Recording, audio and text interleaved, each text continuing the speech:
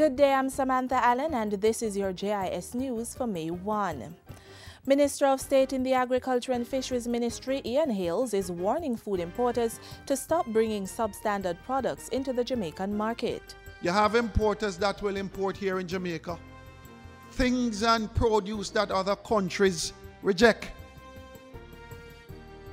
But for some strange reason, they think more or less that it is fit for consumption for the people of Jamaica. And I am sending out a warning today that if you spend your money and bring it here, we're going to reject it and we're going to destroy it. At the same time, the state minister argues that this unscrupulous practice is further reasons for persons to buy Jamaican. Mr. Hales was speaking at a recent ceremony where the Agriculture Ministry presented Knox College with a $1.5 million check to establish a hydroponic greenhouse on the campus. It's part of the ministry's thrust to engage more young people in farming. The Senate has passed a motion urging the Ministry of Agriculture and Fisheries and various stakeholders to diversify the market for Jamaican coffee and improve the quality of the product. Senator Norman Grant, who brought the motion, says over the past 9 years, the Jamaican coffee industry has faced a series of weather and economic storms that are affecting its viability. He says the impact on coffee prices and purchases makes this motion to diversify and expand the market an important strategic move. We must move to develop a coffee master plan that will aim at increasing our production levels for both Jamaica Blue Mountain and High Mountain, and move to regain lost market and go into new ones. Opposition Senator Dr. Christopher Tufton supported the motion but said there was already a strategy that encourages market diversification of the coffee industry and called on the government to advance that strategy. The Petrocaribe Development Fund and Wigton Wind Farm Limited will be investing several $1 million in funding and training as part of a renewable energy initiative at the Monroe College in St. Elizabeth. $7.7 million from the Petrocaribe Development Fund will be used to rehabilitate the school's 225-kilowatt wind turbine. Wigton will provide technical assistance and training for 4th and 5th form students in the theory and practice of renewable energy.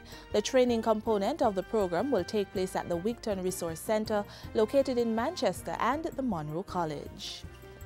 Government is looking to make big strides this year in resolving land tenure issues that continue to marginalize and exclude the majority of Jamaicans from secure land ownership.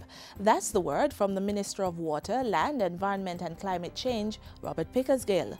He says the administration is seriously concerned about the number of landowners who still do not have registered titles for their property.